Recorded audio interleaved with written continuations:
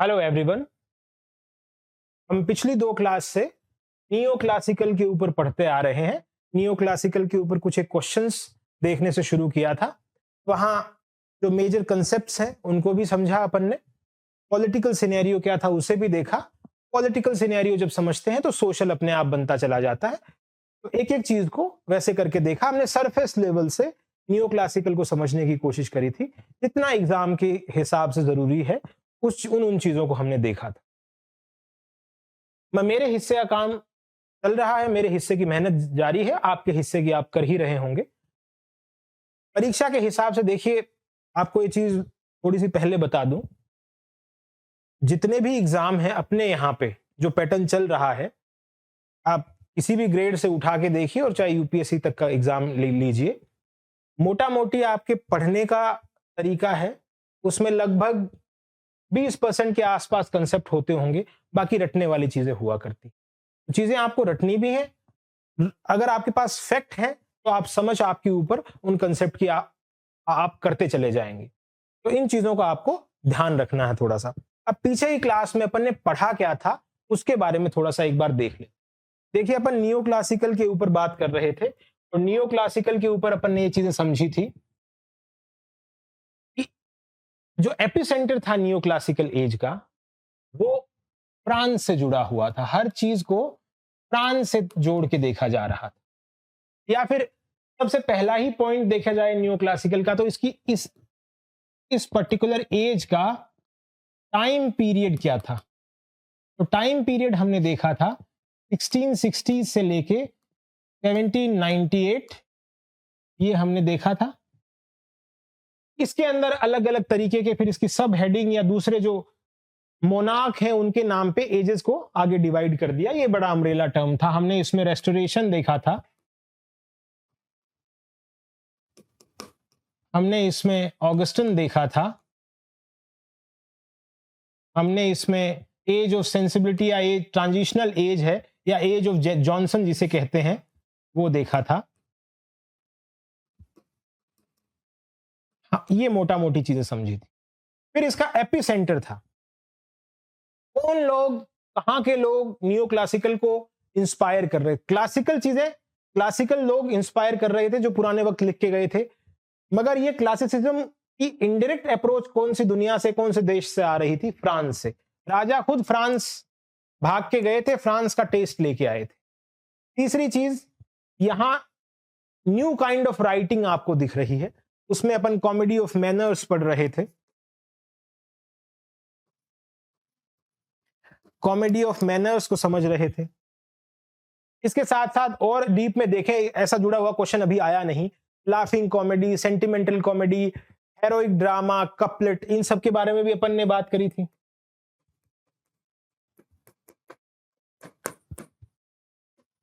इन सब पे देखा था। इंस्पिरेशन कौन थे? फ्रांस के ही इंसान मॉलियर। और ट्रेजेडी में ये कॉमेडी से, कॉमेडी, इनकी कॉमेडी की कॉपी की जा रही थी जो क्लासिसिज्म से ही इंस्पायर्ड थी, और कॉर्नेले नाम से ये ट्रेजेडी लिख रहे थे फ्रांस में। उसके साथ साथ हमने जो ट्यूडर डायनेस्टी, स्टुअर्ट डायनेस्टी, अलग अलग डायनेस्टीज के बारे में समझा था। अब इसको आप अगर कॉन्ट्राडिक्ट करेंगे रेनेसों से,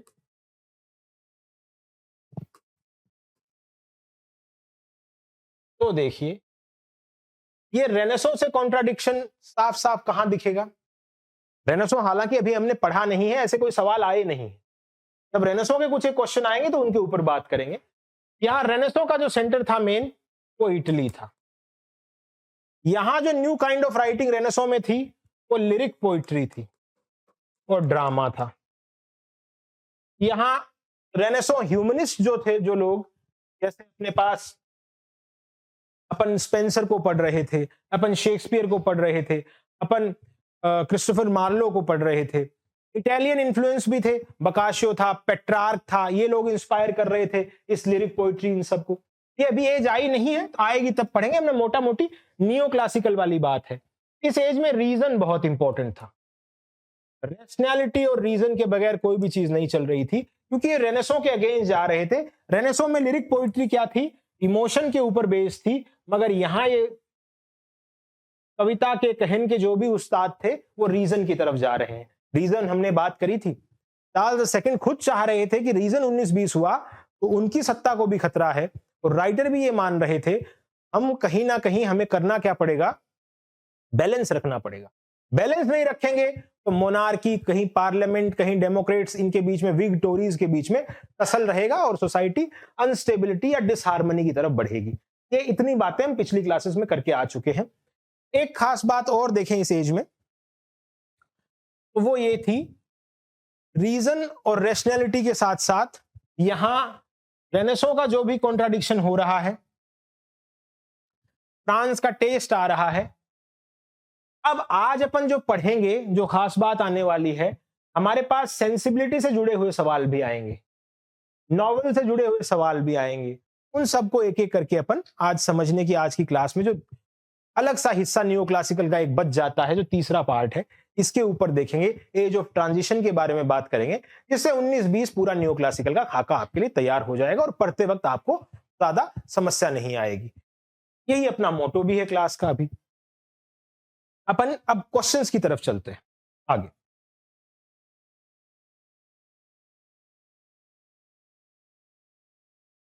देखिए, अगला जो क्वेश्चन है, क्वेश्चन नंबर 44 है। इसमें सवाल पूछा गया है, What was the original publication frequency of Richard Steele's influential periodical The Tatler? टैटलर नाम से रिचर्ड स्टील का एक पीरियोडिकल था, और उसका मेन खास बात ये पूछा है वो कब कब पब्लिश हो रहा था, सप्ताह में। तो पीरियोडिकल्स की अपन पीछे बात करके आए थे, आपको ध्यान हो तो। पिछली क्लास में हमने देखा था कॉफी हाउसेस बढ़े, कॉफी हाउसेस बढ़े, साथ में राइज ऑफ मिडिल क्लास देख रहे थे। मिडिल क्लास का राइज होने की दो रीजंस थी, एक मेहम के बाद, एक डिस्ट्रक्शन के बाद, आफ्टर द ग्रेट प्लेग और after the great fire of London के बाद जो मजदूर वर्ग था उसे काम मिलता है, पैसा आता है, वो मिडिल क्लास की तरफ जा रहा है। कच्चा माल कॉलोनीज से आ रहा है, कहीं ना कहीं हल्की हल्की फैक्ट्रीज भी नजर आ रही हैं, उनसे काम मिल रहा है। ये लोग, अब इनके लिए थिएटर नहीं थे, थिएटर अपर क्लास के लिए थे। रेनेसो में तो थिएटर हर स्टेटा के लिए खुले हुए थे, न्यू क्लासिकल में सिर्फ अपर क्लास की अप्रोच। न्यू क्लासिकल लिटरेचर थी ही अपर क्लास से जुड़ी हुई, तो यहां इनको स्पेस नहीं था, तो ये कॉफी हाउसेस वगैरह में इनके लिए राइटर्स ने पीरियोडिकल्स वगैरह, बाकी सब चीजें चल रही थी, वो ये पढ़ते थे। तो पीरियोडिकल का एक बूम आता है। उसी में रिचर्ड स्टील ने, स्टील और एडिशन का ये जो अपन टैटलर पढ़ रहे हैं, ये 12 अप्रैल 1709 से 2 जनवरी 1711 तक पब्लिश होता है, और इसको सप्ताह में 3 दिन, ट्यूसडे, थर्सडे और सैटरडे, 3 दिन ये सप्ताह में आता था। ये सवाल कई बार नेट वगैरह में और बार बार पूछा जाता, तो हो सकता है आपके एग्जाम में यूं ही उठा के डाल दिया जाए। तो ये एक 3 times per week, triweekly था। थर्सडे था, ट्यूसडे था, थर्सडे था और सैटरडे था। इसी के साथ में टैटलर के बाद में एक दूसरी मैगजीन आती थी, स्पेक्टेटर कहा गया था। इस स्पेक्टेटर का अगला सवाल इसी स्पेक्टेटर से जुड़ा है। What was the primary sociological and moral objective of Joseph Addison and Richard Steele the Spectator? Spectator का प्राइमरी मोटो क्या था? अब स्पेक्टेटर कब आ रहा है? स्पेक्टेटर 1711 से 12 और फिर इसे रिवाइज किया जाता है 1714 में। इसका मोटो था to enliven in morality with wit and temper wit with morality. अब इस लाइन का मतलब क्या है? इनलिवन यहां पे क्या है? एक ट्रांजिटिव वर्ब है। तो मोरालिटी को एक जीवंत करना, नैतिकता को वापस समाज में पैदा करना, इन मैगजीन का पर्पस हुआ, इन पीरियोडिकल्स का, मैगजीन्स का पर्पस हुआ करता था कि समाज को नैतिक बनाना है। मोरालिटी विद विट, विट के साथ, विट अपन पिछली क्लास में समझ के आए थे। विट क्या है? ये नेचर और रीजन दोनों से बना है, ये अपन ने समझा था। रीजन को अपन ने डेकोरम से समझा था। नेचर आपका ह्यूमन नेचर, एक यूनिवर्सल ऑर्डर, उससे इतर कुछ भी नहीं जाएगा इधर उधर। कुछ कोई पुराना पोएट था पुराने वक्त में, आज जो पोएट होगा उसे भी पुराने की तरह उसने उन्हीं शर्तों पे बिहेव करना है। पुराने वक्त में कोई राजा था, उसे भी आज की शर्तों पे बिहेव करना है। ग्रेट चेन ऑफ बीइंग है, उससे आप हटेंगे नहीं। गॉड है, एंजल्स है, ह्यूमंस है, मिनरल्स है, उससे आप इतर नहीं जाएंगे, उस सिस्टम को बना के रखेंगे। ये आपका, इस तकाजे को आपको ध्यान में रखना है। ऐसा नेचर के बारे में नियो क्लासिकल में समझा जाता था। रीजन, इस ह्यूमन नेचर के बारे में बात रैशनल तरीके से होगी, बहुत ज्यादा भावुक होके ऐसे बात नहीं। जो कविता का जो कहन का एक माध्यम है, जो शर्तें पुराने लोगों ने स्थापित की हैं, उसी के हिसाब से कहोगे, हर कुछ नहीं कहोगे। अब ये विट क्या है? हमने कहा था कि विट मजाक। अब ये मजाक एक तो सिर्फ हंसना मजाक है, एक रीजन, एक तार्किक तरीके से कोई बात कही जाए। कैसे? जैसे मैंने एग्जाम्पल गैंग्स ऑफ वसेपुर का लिया था, उसमें अगर रामाधीर सिंह है, वो अपने बेटे को ये कहे तू नकारा है, कोई काम नहीं कर पा रहा, पढ़ नहीं पा रहा, फालतू की चीजें, एमएलए भी ढंग से नहीं बना है, वो सीधा सा एक स्टेटमेंट देता है, तुमसे ना हो पाए। अब ये तुमसे ना हो पाएगा, इसमें मजाक भी लगता है, कहने वाली बात कह भी दी गई है, और एक रैशनल तरीके से पिन पॉइंट विटी सा एक स्टेटमेंट, छोटा स्टेटमेंट, ऐसा इस तरह से कहा गया। तो ये विट है। ये विट जब आप विक्टोरियन में ऑस्कर वाइल्ड पढ़ेंगे, सबसे ज्यादा उनके पास भी मिले, उनके जो प्लेज हैं उनमें। तो ऐसा अपन पढ़ के आए थे। तो जीवंत करना मोरालिटी को विट के साथ, और टेम्पर विट विद मोरालिटी, और विट इस मजाक, इस एक व्यंग्यात्मक, एक हंसी वाली चीज को रैशनल तरीके से कहने वाली चीज को भी, मोरालिटी इसको भी उठाएगी, विट को भी, और विट मोरालिटी को भी उठाएगी। तो नैतिकता है, नैतिकता को बनाना कैसे है समाज में, एक इंटेलेक्चुअल तरीके से कही गई बात है, जो लगे भी नहीं बहुत ज्यादा, मगर वो चीजों को सुधार के जाए। तो वो बहुत ज्यादा पेडेंटिक भी नहीं हो, कोई बहुत ज्यादा ज्ञान देने वाली भी नहीं हो, मगर वो लगे कि उसमें बहुत बड़ी बात कह दी गई है। इस तरीके की चीजें उस समाज में थी। अगला सवाल है अपने पास, क्वेश्चन नंबर 46।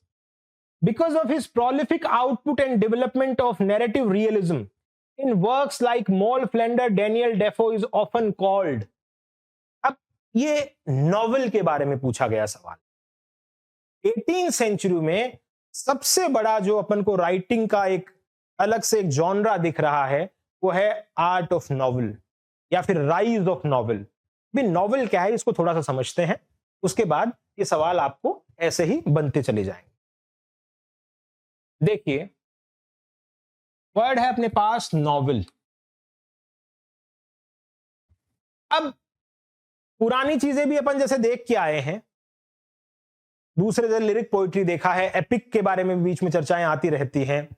हमने अलग अलग जो कहने के, कविता के माध्यम हैं, उनके बारे में, सबके बारे में पहले हल्का हल्का जो भी लिटरेरी टर्म्स अपने पास निकल के आता उसकी अपन बात करते हैं। अब इस नॉवेल की डेफिनेशन देखें अपन तो क्या होगी? Extended work of fiction written in prose, written in prose, कोई गद्य में लिखा गया कल्पनाओं का एक्सटेंडेड, एक लंबा चौड़ा, एक विस्तृत काम, उसे नॉवेल कहा गया। इस नॉवेल में क्या मिलता है? वैरायटी ऑफ कैरेक्टर्स और डाइवर्सिटी ऑफ प्लॉट। पहले जो क्लासिकल लोग थे मानते थे कि हमें क्या करना है, प्लॉट बहुत ज्यादा, प्लॉट, सब प्लॉट, बहुत ज्यादा प्लॉट, एक प्लॉट पे कोई नाटक चलेगा। पहले नाटक में ऐसा होता था, उसमें 3 यूनिटीज की बात करते थे। इटालियन और रेनेसॉ, इटालियन लोगों ने शुरू किया 3 यूनिटी वाला, फ्रेंच और इटालियन ने। अंग्रेजी में और क्लासिक्स में तो इतनी बातें नहीं थी, फिर इटालियन और फ्रेंच लेके आए। तो इस तरह की चीजें थी। कैरेक्टर भी 1-2 है, उनका ही एक्सप्लोरेशन हो रहा था। मगर अब समाज बदल रहा था। कैसे बदल रहा था वो अपन देखेंगे। तो वहां इस नॉवेल की जरूरत पड़ गई। अब सवाल ये आता है, ये है क्या, ये वर्ड क्या है, इसको समझना जरूरी है। देखिए, एक इंपॉर्टेंट शब्द है, novel is equal to roman. Novel का सिनोनिम है रोमन। अब ये नॉवेल को रेनेसो से पहले, मिडिल एजेस में, रेनेसो पीरियड से पहले जो एज अपन को दिखती है, जैसे यहां आप समझ सकते हैं मिडिल एजेस है या मिडीवियल पीरियड है। इसके बाद अपने पास रेनेसो है, इसके बाद अपने पास नियो क्लासिकल है, इसके बाद अपने पास रोमांटिक्स हैं, इसके बाद अपने पास विक्टोरियंस हैं, इसके बाद अपने पास मॉडर्न है, और इसके बाद अपने पास पोस्ट मॉडर्न है। तो इस मिडिल एजेस में नॉवेल को रोमन से इक्वल माना जाता था। Novel is equal to roman. अब ये रोमन क्या मतलब है, मैं आप समझने की कोशिश करना। मैं राइज ऑफ नॉवेल के बारे में बात कर रहा हूं। नॉवेल 18th सेंचुरी में क्यों एग्जिस्टेंस में आ रही है और ये नॉवेल है क्या।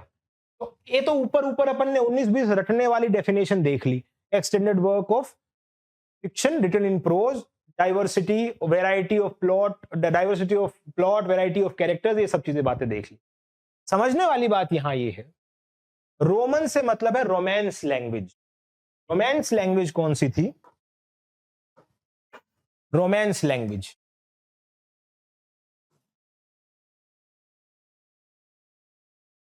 Romance language. अब रोमांस लैंग्वेज जो थी वो वल्गर लैटिन से निकली थी।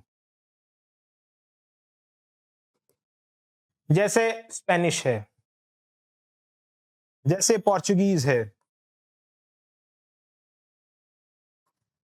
जैसे फ्रेंच है, जैसे इटालियन है।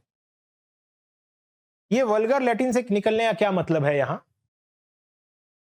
जैसे अपने यहां पे पुराने वक्त की भाषा संस्कृत थी और वो एलीट क्लास की जबान थी, हर कोई उसमें बात नहीं करता था, एलीट क्लास करती।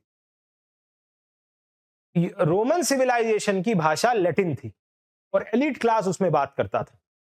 मगर जो दूसरे लोग, कॉमन मैन हैं, वो उस लैटिन का दूसरी भाषाओं में जो प्रभाव था, जो आम आदमी बोलता था, वो ये जबानें बोलता था और इनमें वो कहानियां कहता था। भाई स्टैंडर्ड की बातें कहने के लिए तो लैटिन थी, और स्टैंडर्ड की बातों में जैसे एपिक लिखा गया, एपिक वगैरह है, जो बाकी सारी चीजें हैं, तो वहां लैटिन और इन सब चीजों का प्रभाव था। यहां एकेडमिक्स की दुनिया में, मेडिकल की दुनिया में हर जगह लैटिन थी। कॉमन मैन किसमें बात, जैसे अपनी भाषा अपन देखें, कोई अंग्रेजी बोलता है, कोई कुछ बोलता है, अपन अपनी मदर टंग या अपन जहां नेटिव जहां से हैं, कोई राजस्थान से है, कोई हरियाणा से है, तो वो वहां की भाषा बोलता है। और उस भाषा का साहित्य कैसा होता था, इस रोमांस लैंग्वेज में लिखा गया साहित्य कैसा था, इसको बोला जाता था, कुछ नाइट्स की कहानियां होती थी। एक नाइट, राजा का बेटा, या एक वॉरियर, ये कहें कोई प्रिंस, कोई वॉरियर कहां जा रहा है, जर्नी पे जा रहा है। जर्नी पे जाएगा, उसे कोई डेमजल इन डिस्ट्रेस, कोई औरत मिलेगी, कोई लड़की मिलेगी, उसे उससे मोहब्बत होगी, उसके बाद उसे वो बचाएगा, जो भी समस्याएं उसकी जिंदगी में उस लड़की की हैं, और लास्ट में वो यूनाइट हो जाते हैं, उनकी शादी हो जाती है। इसी शब्द से जो बॉलीवुड का रोमांस आया, इसी रोमांस लैंग्वेज से ये बॉलीवुड वाला रोमांस निकला है। जो रोमांटिक आप पढ़ते हैं, बॉलीवुड का टर्म है। इसका रोमांटिक एज से थोड़ा सा रिलेशन है, वैसे पूरा पूरा नहीं। रोमांटिक एज जब पढ़ेंगे तब वापस इसका जिक्र आएगा। तो ये कहानियां उन नाइट्स की हुआ करती थी, उनके लव अफेयर्स वगैरह की, उनकी जर्नी की, वो ट्रेवल करते थे। तो ऐसी कहानियों को रोमन बोला गया था मिडिल एजेस में। मिडिल एजेस में इन्हें रोमन कहा गया। मगर जब रेनेसो शुरू हुआ, तब क्या हुआ, रेनेसो के अंदर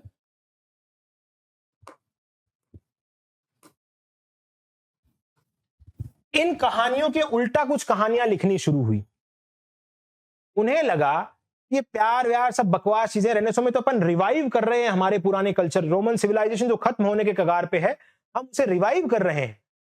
तो उसको रिवाइव करेंगे तो क्या प्यार की ये बातें थोड़ी करेंगे। वो कहानियां लिखी जाने लगी इंसानों पे, मर्चेंट क्लास पे, किसानों पे, पीजेंट्स पे, ट्रेडर्स पे, इन सब पे। जैसे ऐसी कहानियां लिखी इसने बोकाशियो ने लिखी, बोकाशियो का डेकेमेरोन। बोकाशियो के डेकेमेरोन में इन्हीं यही तरह की कहानियां थी और उन्हीं कहानियों के कलेक्शन को नाम दिया गया। ये इटालियन थे बोकाशियो, रेनेसो के टाइम पे, और इनकी कहानियों को नाम दिया गया नोवेला, और इसका मतलब होता है little new thing. Little new thing. अब जब ये क्या हुआ, इन चीजों को एक्सेप्ट, अब सवाल यह आता कि हमारे पास दो नाम हैं, एक तो रोमन था, एक नोवेला था। 18वीं सेंचुरी इंग्लैंड में जब नॉवेल प्रोमिनेंट हुई तो हमने इसे नोवेला से उठाया, रोमन से नहीं उठाया। नोवेला से ये नॉवेल बना। नोवेला छोटी कहानियों का कलेक्शन था, नॉवेल एक एक्सटेंडेड होता था। तो पुरानी डेफिनेशन यहां दिख रही है, एक्सटेंडेड वर्क ऑफ फिक्शन। यहां अब कैरेक्टर्स, इंसिडेंट्स, प्लॉट, बहुत सारे इन चीजों की बात होने लगी। अब सवाल है कि 18वीं सेंचुरी के लोगों ने रोमन नाम क्यों नहीं चुना, उन्होंने नोवेला ही क्यों चुना? उसका रीजन है, ये थी एज ऑफ रीजन। 18वीं century neo classical age of reason था। तो जब ये एज ऑफ रीजन था तो यहां इमोशन वाली चीजों को, तो भावुकता वाली, प्रेम वाली चीजों को तो वैसे ही कोई इंपॉर्टेंस नहीं दी जा रही थी। यहां रैशनैलिटी वाली चीजों को तो ज्यादा ये नाम इटालियन वाला नोवेला है ये अप्रोप्रिएट लगा, और उस वक्त ये नॉवेल नाम है वो अडॉप्ट किया गया बजाय रोमन के। तो अब सवाल, बात समझने वाली थी, नॉवेल कैसे राइज? रोमन, रोमांस लैंग्वेजेस से ये शब्द आ रहा है, और रोमांस लैंग्वेज कॉमन मैन कैसी कहानियां लिख रहा था? इस तरह की कहानियां। वो बेचारे एपिक वगैरह और ये सब चीजें, बैलेड, लिरिक पोइट्री में बैलेड वगैरह ये सब लिख रहे थे, पर ज्यादा प्रेम के गीत, प्रेम की कहानियां, इस तरह की। ये पसंद 18वीं सेंचुरी इंग्लैंड वालों को यही नाम पसंद आया जो इटालियन ने 14वीं सेंचुरी रेनेसो के टाइम पे दिया था। अब बात ये आती है, ये तो है इस नॉवेल के नाम के बारे में। अब इस नॉवेल की जर्नी देखो। कोई चीज एक दिन में तो बन के आती नहीं, उसका पूरा पूरा खाका धीरे धीरे बनता है। अब इसकी जर्नी देखते हैं और फिर ये समझते हैं 18वीं सेंचुरी में ही क्यों आ रही है, इस पे भी नजर दौड़ाते हैं। ये देखिएगा, एक समझने वाली बात, हम जर्नी देख रहे हैं नॉवेल की। ये देख, पहले अपने पास थी एपिक पोइट्री, जैसे होमर का एलियड है, ओडेसी है, जैसे होमर का एलियड है या फिर ओडेसी है। ये पुराने वक्त में लिखी जा रही मेजर मेजर चीजें अपन ध्यान कर रहे हैं। ये पुराने वक्त में एपिक क्लासिकल टाइम पे ऐसी चीजें लिखी जा रही। उसके बाद अपन देखें रोमन या रोमांस, जो नाइट वाले और वो सब चल रहे हैं। 14वीं सेंचुरी में हमारे पास इटली में वो शॉर्ट स्टोरीज का कलेक्शन, ये अपने पास नोवेला आ गया। फिर अपने पास इसी रेनेसो, इसी टाइम पीरियड में, इस तीसरी कैटेगरी में, इसी रेनेसो के टाइम पीरियड में अपने पास क्या था? ट्रेवल राइटिंग आ रही। Travel writing. अब ये ट्रेवल राइटिंग क्यों आ रही थी? भाई लोग कॉलोनियल सिस्टम में बहुत से चीजों, देशों को एक्सप्लोर भी कर रहे थे, नई नई दुनिया को ढूंढ रहे थे। पुनर्जागरण रेनेसो के टाइम पीरियड में जब वो नई नई दुनियाओं को ढूंढ रहे थे, तब ट्रेवल कर रहे थे, और वो अपनी ट्रेवल राइटिंग, अपना जो जहां जहां वो ट्रेवल कर रहे हैं उनके बारे में वो लिखना भी शुरू कर रहे थे। इसी ट्रेवल राइटिंग से एक निकला पिकारेस्क्यू। ये स्पेनिश वर्ड पिकारो से निकला है, इसका मतलब होता है रोग या एक बदमाश। तो ये ट्रेवल राइटिंग कभी तो अपनी जर्नी के बारे में होती थी, कभी पिकारेस्क्यू जिसे कहा गया, एक पिकारेस्क्यू ना घूमना, एक बदमाश रोग आदमी जो इधर उधर घूमता है और उसकी जर्नी के ऊपर कहानियां। इतना तो जर्नी लिटरेचर प्रोज की दुनिया में कर रही थी। एपिक तो वर्स है, बाकी ये प्रोज में अपन जर्नी देख रहे थे। जो गद्य है हमारा, ये जर्नी ऑफ प्रोज मान सकते हैं अपन। एपिक को हटा दें तो ये वर्ष में था, बाकी धीरे धीरे गद्य ऐसे बन रहा था। तो अब रोमांस की बातें हो रही थी, फिर शॉर्ट स्टोरीज वगैरह आ रही थी, फिर एक्सटेंडेड वर्जन में ट्रेवल राइटिंग के अंदर ही पिकारो, बदमाश और उन लोगों की कहानियां थी, वो क्या कर रहे थे, वो कहां घूम रहे थे, चोर डकैत लोग थे, उनकी कहानियां थी। जब 18 सेंचुरी आती है तो वो सब थोड़ा थोड़ा इन चीजों से सबसे उठाती है। वो रोमांस है, आइडिया ऑफ लव भी उन राइटिंग में दिखता है थोड़ा, जब नोवेल आई तो शॉर्ट स्टोरीज के अंदर कैरेक्टर वाली चीजें, वो प्लॉट, सब चीजें दिखती हैं। ट्रेवल राइटिंग से यहां अब जो 18 सेंचुरी में नॉवल आएंगी वहां क्या दिखेगा आपको, कैरेक्टर जो प्रोटैगनिस्ट है वो बहुत सी जर्नी करेगा, ट्रेवल करेगा इधर उधर। जैसे रॉबिन्सन क्रूसो है, वो 20-22 साल इधर उधर घूमता है, उसकी घूमने की कहानी है। पिकारेस्क्यू एटीट्यूड ये भी उठा लिया उन्होंने। तो सब थोड़ा थोड़ा इस पुराना जो गद्य जो भी था उससे थोड़ी थोड़ी चीजें सब जगह उठाई गई, और लास्ट में 18 सेंचुरी में नॉवल है वो एग्जिस्टेंस में आ। अब सवाल ये आता है हमारे पास, 18 सेंचुरी में ही क्यों एग्जिस्टेंस में आई? पहले भी आ सकती थी, बाद भी आ सकती थी। उसके रीजन देख लेते हैं थोड़े से। तो एक तो मोटा मोटा अपन ने अभी क्या पढ़ा है, डेफिनेशन ऑफ नॉवल पढ़ी है। नॉवल रोमन और नोवेला दो शब्दों का खेल है।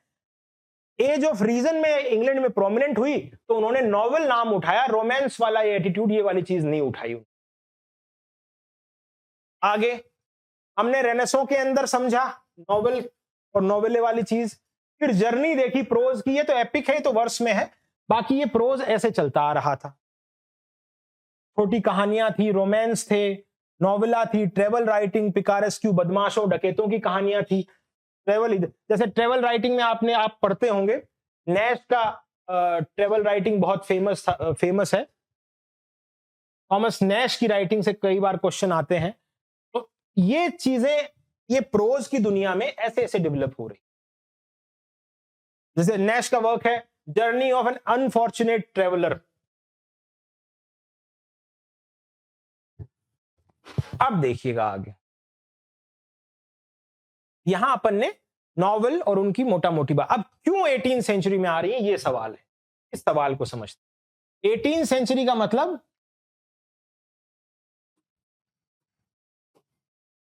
Neo classical. क्यों आ रही 18 सेंचुरी में? इसका कारण, पहली इंपॉर्टेंट चीज 1737 का थिएटर लाइसेंसिंग एक्ट।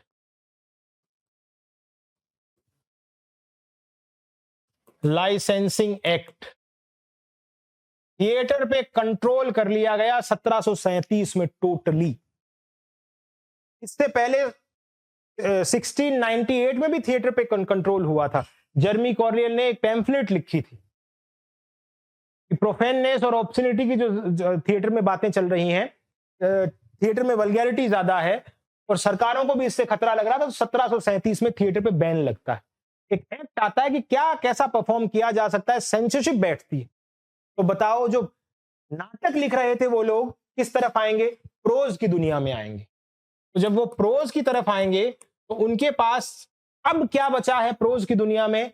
नई जो एक जॉनरा दिख रहा है वो नॉवल राइटिंग जॉनरा। उन्होंने दिखा भी कैसे? पुराना जो प्रोज सिस्टम था, ट्रेवल राइटिंग, पिकारेस्क्यू राइटिंग या जो रोमांसेस थी, उनसे थोड़ी थोड़ी चीजें उठा के वो नई एक विधा कोइन कर रहे हैं, क्योंकि उन्हें सरवाइव भी करना था। अब लिखने वाला लिखना छोड़ेगा तो वो करेगा क्या? उसको दूसरे तो कोई चीजें आती नहीं है। वो ऐसा भी नहीं है कि कारपेंटर बन सकता है, कारपेंटरी कर ली, या फिर वो गोल्डस्मिथ बन गया, सुनार बन गया, उसे ये आर्ट भी नहीं आती। उसे तो शब्दों को बुनना और चुनना आता था, अब वो उसका बैन होना जा रहा है।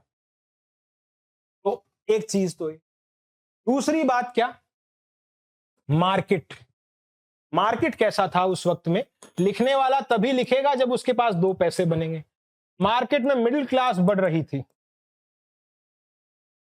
मिडिल क्लास क्या चाह रही थी कि हम जो जैसे हैं हमारी वैसी बात करें। दुनिया में बहुत सी चीजें मिडिल क्लास के आने पे आई, क्योंकि उनकी अप्रोच लोगों से अलग हुई।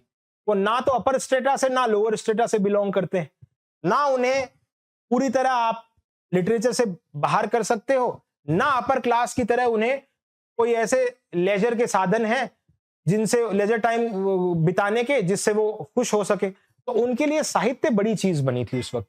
और रेनेसो के बाद प्रिंटिंग प्रेस आने के बाद ये चीजें, नॉवल वगैरह, ये चीजें चीप सस्ते दामों पे मिल रही थी, तो वो अपना मन बहला लेते पढ़ के। मगर उन्हें जरूरत थी कि कोई हमारी जिंदगी की हमारी जैसे बातें करे ना, रियलिटी की बात करे, रैशनल बात करे। प्यार प्रेम कहानियां ठीक है, किताबों में बढ़िया है, हम क्या सोच रहे हैं, हमारी साइकोलॉजी क्या कह रही है, ऐसी बातें कौन करेगा। ये वाली चीज मार्केट की डिमांड की वजह से भी हो रही थी। दूसरा, अपन पीछे पढ़ के आए थे कि कहीं ना कहीं कॉफी हाउसेस भी बन रहे हैं। कॉफी हाउसेस में पीरियोडिकल्स अब जब प्रोज में आप ये चीज भी देख सकते हैं, एक प्रोज की दुनिया का अपन ने जिक्र किया था, तो यहां पिकारेस्क्यू के साथ पीरियोडिकल्स भी थी। ये पीरियोडिकल जैसे एटलर और स्पेक्टेटर थी। स्पेक्टेटर में अपने पास 6 कैरेक्टर हैं, उन्हीं के ऊपर बात हो रही थी। तो वो कैरेक्टर है, वो समाज का आईना दिखा रहे थे, तो ये लोगों को पसंद आ रही थी चीजें। तो राइटर को लगा कि यार ये चीजें प्रोज वाली लोगों को बढ़िया लग रही हैं, अब पोइट्री ड्रामा से हटके हमें नॉवेल की तरफ आना चाहिए, इसका मार्केट भी है। सब लोग इस तरफ बढ़ते हैं। और नॉवेल है वो 18वीं सेंचुरी में आने का सबसे मेजर कारण थिएटर लाइसेंसिंग एक्ट था। उसके बाद मार्केट मिडिल क्लास है, वो ये चीज चाह रही। तो ये नॉवेल के बारे में 19-20 पूरी बातें। अब अपना सवाल एक था, वो ये था कि because of his prolific output and development of narrative realism in works like Moll Flender and Daniel Defoe is often called the father of English novel। अब यहां एक बहस छिड़ सकती है, और वो बहस ये है कि डेफो को आप फादर ऑफ इंग्लिश नॉवल कैसे कहेंगे, फिर हेनरी फील्डिंग को क्या कहेंगे। देखिए, यहां सवाल के अंदर डेफो के वर्क्स का जिक्र कर दिया है। यहां फादर ऑफ इंग्लिश नॉवल की जब भी बात आती है, तब 2 लोगों का नाम आता है। इस नॉवल के 3 पिलर हैं हमारे पास मेजर। एक तो डेनियल डेफो है, एक रिचर्डसन है, एक हेनरी फील्डिंग है। 3 नाम है। डेफो ने 1920 में रॉबिन्सन क्रूसो लिखा था। 1919 में,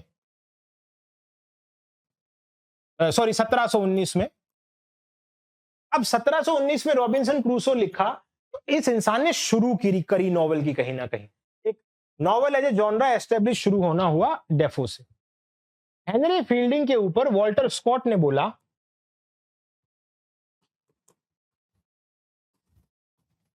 वॉल्टर स्कॉट कहते हैं कि fielding is father of English novel. तो जब आपसे सीधा ये पूछा जाए कि who is the father of English novel, तो फील्डिंग ही लिखना है। मगर पीछे वाले सवाल में मैंने स्पेसिफिकली कुछ नामों को मेंशन कर दिया है, जैसे रॉबिन्सन क्रूसो, मॉल फ्लेंडर। इन सब नामों को मेंशन करने की वजह से क्या हो रहा है, वहां रॉबिन्सन क्रूसो, डेनियल डेफो की तरफ बात जा रही है, क्योंकि शुरुआती हिस्सा इन्होंने शुरू किया, इस वजह से। अब इनके वर्क है, उनके बारे में एक एक दो चीजें अपन देखते हैं, जिससे आपको वहां उस वक्त नॉवेल थी कैसी ये समझ में आ। अब ये तो मैं, जैसे एक चौथा नाम और भी है यहां,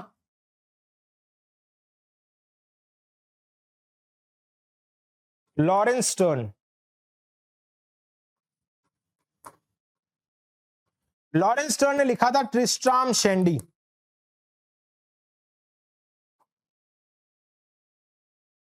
और ये वर्क माना जाता है, जो स्ट्रीम ऑफ कॉन्शियस आप पढ़ते हैं मॉडर्न एज में, इसकी शुरुआत इसी लॉरेंस स्टर्न से कहीं ना कहीं हो रही। ये आज अपना हिस्सा नहीं है, जब सवाल आएगा कभी तो बात करेंगे। अगर आपसे ये पूछा जाए, ये तो आपके सिलेबस में नहीं है, ये तो ब्रिटिश जो राइटर्स हैं उनके 3 पिलर हो गए, डेफो, रिचर्डसन, फील्डिंग।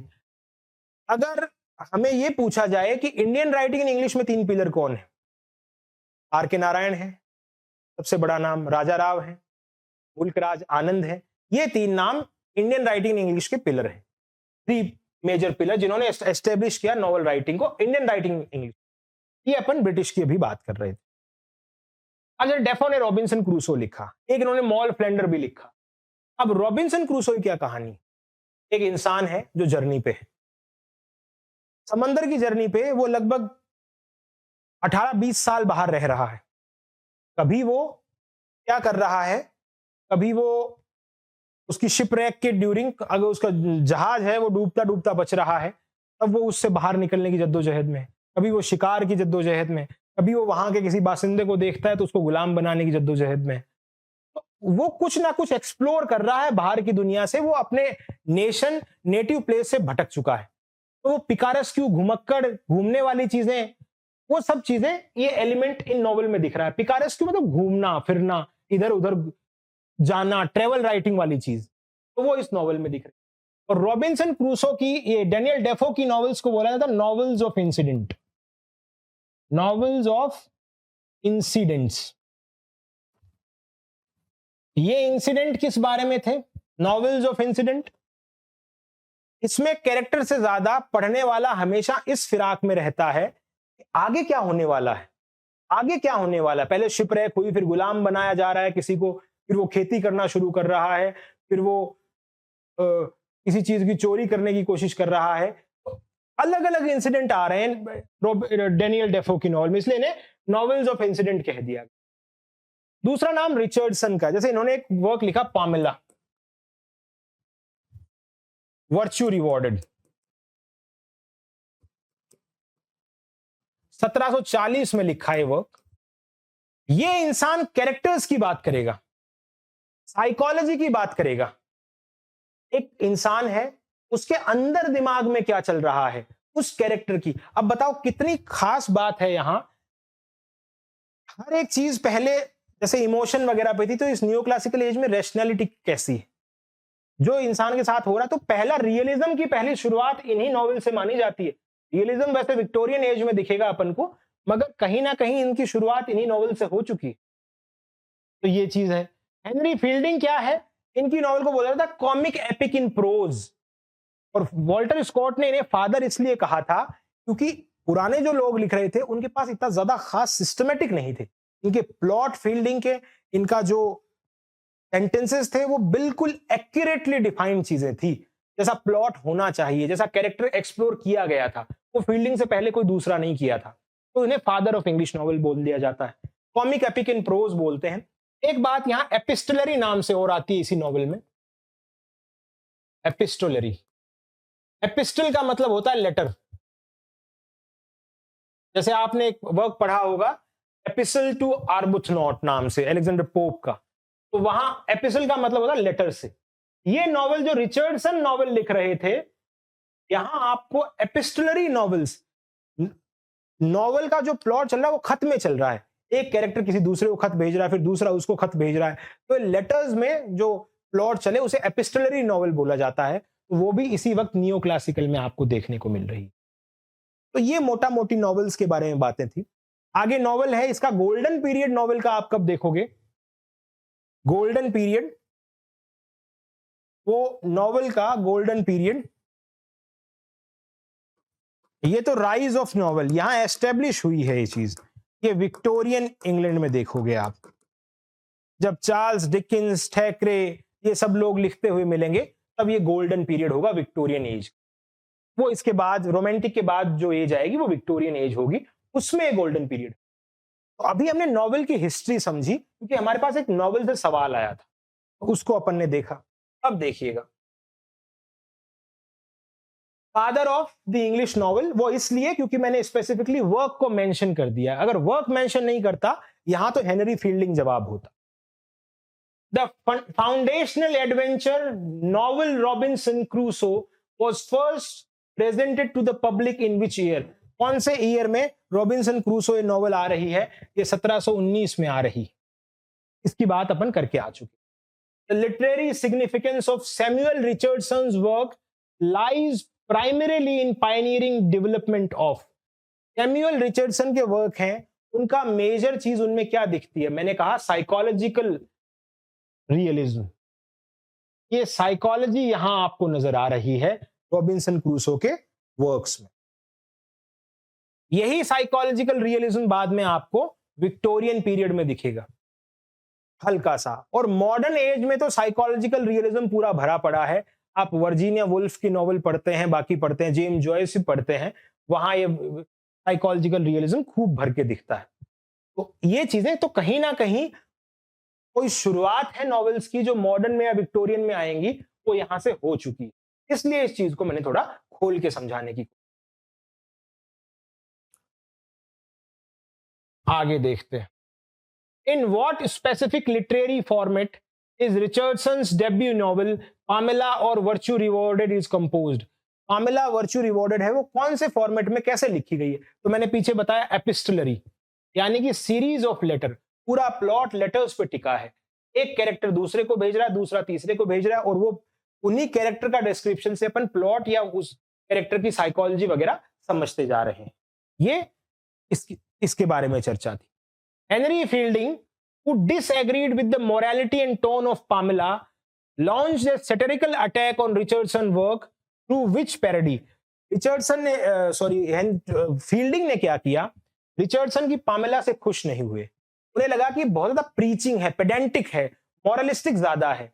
उन्होंने उस पर अटैक किया और उन्होंने एक नॉवल लिखी थी शामिला, और टॉम जॉन्स भी इन्हीं की नॉवल है, मगर ये जो पैरोडी थी पामेला की, ये थी शामिला।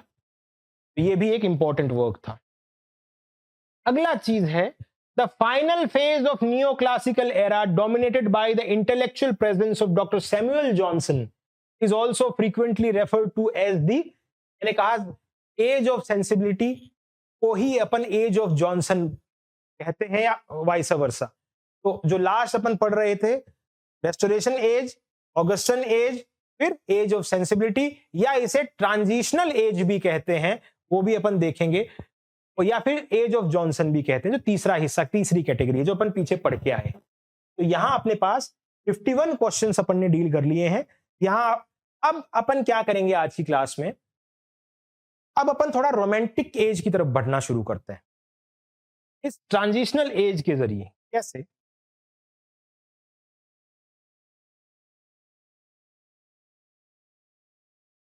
James Thomson's influential nature poem The Seasons, which signaled a shift away from urban satire, was written in blank verse में लिखी गई थी। आंसर तो इसका ये है। अब इसको समझते हैं। अब समझने वाली अपने पास मेजर चीज है, वो क्या है? एज ऑफ जॉनसन, या फिर एज ऑफ सेंसिबिलिटी, या फिर कहें ट्रांजिशनल एज। मैं इसे हेडिंग दे रहा हूं क्योंकि ये जितने सवाल अब आप देखोगे 5-10 सवाल, ये प्री रोमांटिक से। देखिएगा जो तीसरा हिस्सा एज ऑफ सेंसिबिलिटी जिसे कह रहे हैं आप, इसे आप कह सकते हैं ट्रांजिशनल एज।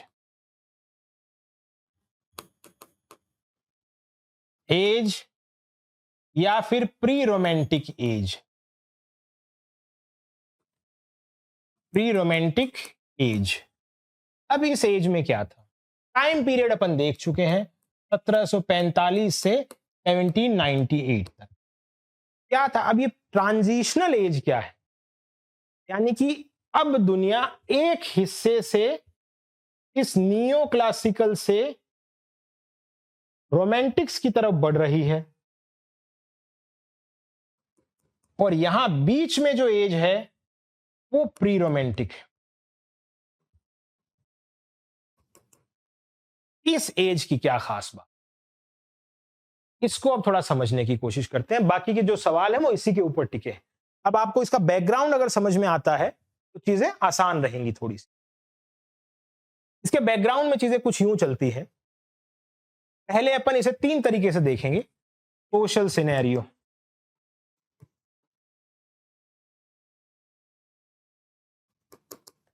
फिर पॉलिटिकल सिनेरियो,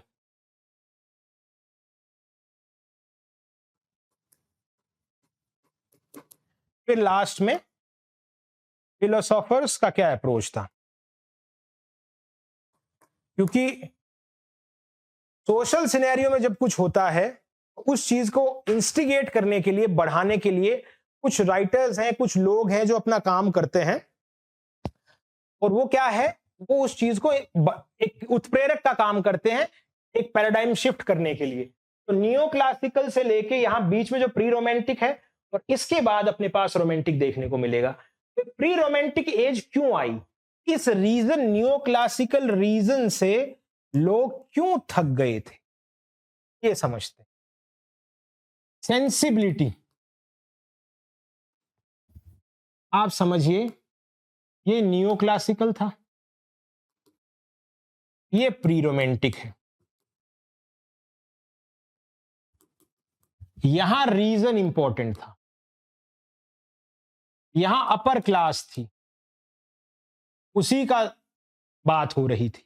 यहां इमोशंस आएंगे, यहां कॉमन मैन आएगा, ये दोनों में फर्क। अब इस प्री रोमांटिक का सोशल सिनेरियो देखते हैं। यहां अपन इसका सोशल सिनेरियो को समझने की कोशिश करते हैं। इंग्लैंड में सबसे खास बात यह हुई जब 1745 के बाद एक इनक्लोजर एक्ट आया था। सोशल सिनेरियो को थोड़ा समझने की कोशिश करना कि लोग इस रीजन से इमोशन की तरफ क्यों जा रहे हैं, यह बहुत बड़ी चीज है।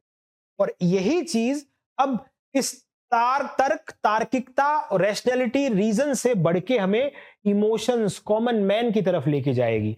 इससे इस रीजन से लोग थक चुके हैं। ये बीच का पीरियड है, यहां रोमांटिक्स आ जा रहा है लगभग 1798 के बाद से, और ये 1745 से 1798 तक आप देख लो, ये लगभग है तो ये भी नियो क्लासिकल का ही हिस्सा, प्री रोमांटिक भी, मगर ये कहीं ना कहीं बीच की एज है, ट्रांजिशनल एज है। तो यहां देखिए पहला कारण सोशल कॉज, मैंने कहा इनक्लोजर एक्ट आता है एक,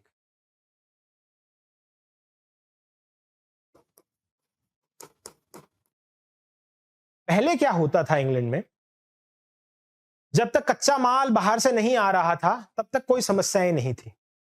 अब समस्या ये पैदा हुई, जो मेडोज थे, पेस्चर लैंड था, चारागाह थे, उस पे हक अमीर गरीब दोनों का था।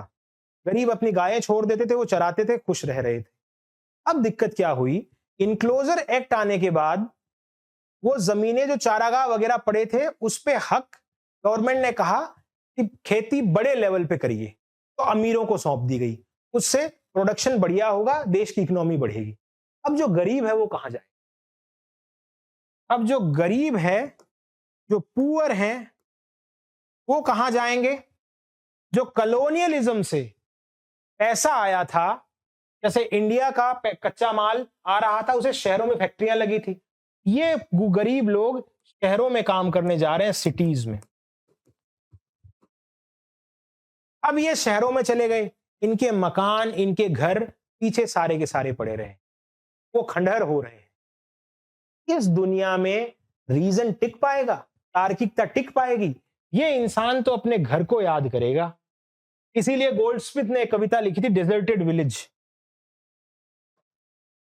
डेजर्टेड विलेज, खाली पड़ा गांव, गांव के लोग शहरों में जा रहे हैं, इसके ऊपर कविता लिखी। इस इनक्लोजर एक्ट ने इस सोशल कोज को मतलब एक तरीके से रीजन से इमोशन की तरफ शिफ्ट करने का बड़ा कारण, धीरे धीरे मतलब एक समाज में ऐसी स्थिति व्याप्त थी, ऐसी कहानी थी, तो लोग लिखेंगे किस पे, लोगों के एक्सपीरियंस पे। तो ये एक्सपीरियंस ऐसा ही है। थॉमस ग्रे लिख रहे हैं कंट्री चर्चयार्ड, उस चर्चयार्ड में क्या बता रहे हैं, अमीर और गरीब एक वक्त के बाद मरेंगे, तो इन लोगों से नफरत करना बंद करो, इन गरीब लोगों से, यही बात कर रहे हैं। तो ये सबसे बड़ा रीजन कहीं ना कहीं अपन को दिख रहा है। सेंसिबिलिटी की तरफ आ रहे हैं लोग, इमोशंस की तरफ आ रहे हैं। सेंसिबिलिटी जो हमारे सेंसेस की बात करे, हमारी जो 5 इंद्रियां हैं उनको झकझोरने वाली चीज, उन पे बातें आ गई। अब ब्रेन से हटके शिफ्ट इंसान किधर हो रहा है, यहां ब्रेन है, यहां आपका हार्ट है। अब बातें दिल से जुड़ी हैं, पहले दिमाग से चल रही थी, तो दिल दिमाग से शिफ्ट दिल की तरफ हो रहा है, और यहां तो पूरा काबिज ही फिर दिल की बातें रोमांटिक्स में। तो ये इसलिए एक ट्रांजिशन, ये सोशल कोज था। इसका एक पॉलिटिकल रीजन भी देखते हैं।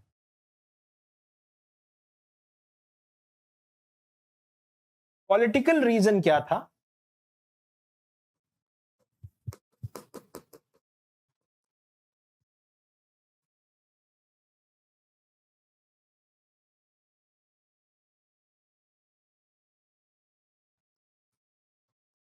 Bonnie Prince Charles, Jacobite rebellion,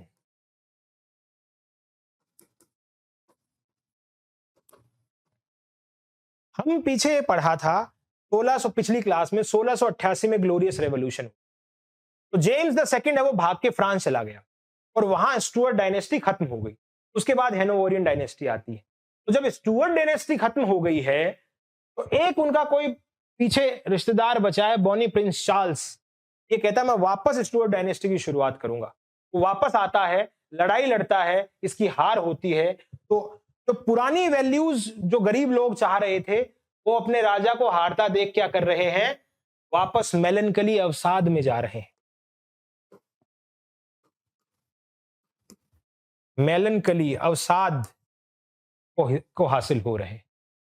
तो कहीं ना कहीं लोगों के दिमाग में उस प्रोटेस्टेंट अप्रोच से थक चुके थे। ये बॉनी प्रिंस चार्ल्स हम पीछे पढ़े थे ना अपन ने कि हमने ये देखा था 1688 से 1660 में चार्ल्स सेकंड आते हैं। फिर ये कैथोलिक माइंडसेट के लोग थे। उसके बाद जेम्स द सेकंड आते हैं, ये भी कैथोलिक थे। फिर ये फ्रांस भाग जाते हैं और इनके बाद से प्रोटेस्टेंट पार्लियामेंट है वो मजबूत हो जाती है इंग्लैंड में, और जो पार्लियामेंटेरियन है वही गवर्न करना शुरू करते हैं। और हेनोवरियन डायनेस्टी थी वो आती है, वो खुद पार्लियामेंट की सपोर्ट में थी। फिर ये चार्ल्स, बॉनी प्रिंस चार्ल्स आते हैं 1700 लगभग 40 के आसपास। ये अटैक करते हैं पर ये मेलनकली का माहौल, जो गरीब लोग घर छोड़ रहे थे उन्हें उम्मीद थी इस कैथोलिक राजा से, मगर वो भी कहीं ना कहीं लुटपिट के हार के चला गया। अब अवसाद समाज में भर गया है पूरी। तीसरा हिस्सा है फिलोसोफर्स का। अब देखिए पुराने वक्त के फिलोसोफर क्या कह रहे थे, नए क्या कह रहे हैं, ये देखना।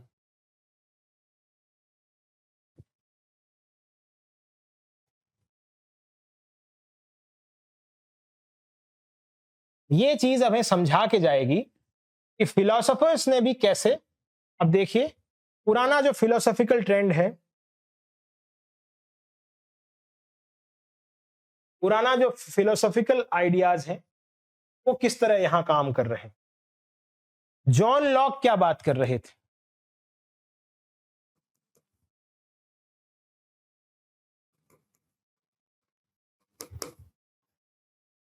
टेबुला रासा की बात कर रहे थे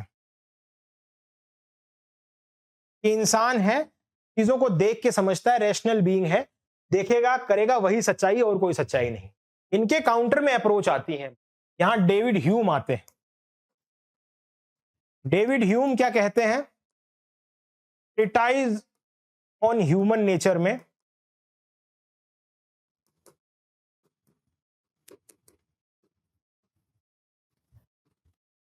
डेविड ह्यूम कहते हैं रीजन से सब कुछ हासिल नहीं हो सकता, पैशन और इमोशन से सब कुछ हासिल होता है। अगर आज सूरज उगा है जरूरी नहीं कल उगे। आपने तो उस चीज को, कॉज एंड इफेक्ट को ऐसे रैशनल मान लिया, कल को पता नहीं दुनिया में क्या हो जाए। तो आपके जो इमोशंस हैं वो प्राइमरी हैं। ये आदमी भी समाज को देख के ही फिलॉसफी गढ़ रहा है, जो शिफ्ट हो रहा है धीरे धीरे इस तरह, गांवों से शहरों में जा रहा है मगर वो उदास है, वो गांव को याद कर रहा है।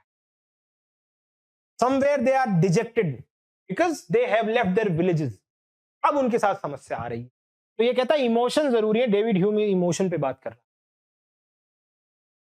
डेविड ह्यूम ह्यूमन इमोशन की बात कर रहा है। वहीं एक और नाम आते हैं अपने पास जो सबसे खास बात बोल के जा रहे हैं इसी सिलसिले में, और उनका नाम था एडमंड बर्क। 1757 में एक वर्क लिखते हैं on the idea of Sublime and beautiful. वो कहते हैं दो चीजें होती हैं, एक तो होती है खूबसूरती। खूबसूरती की दो पहचान है, ब्यूटीफुल और सबलाइम।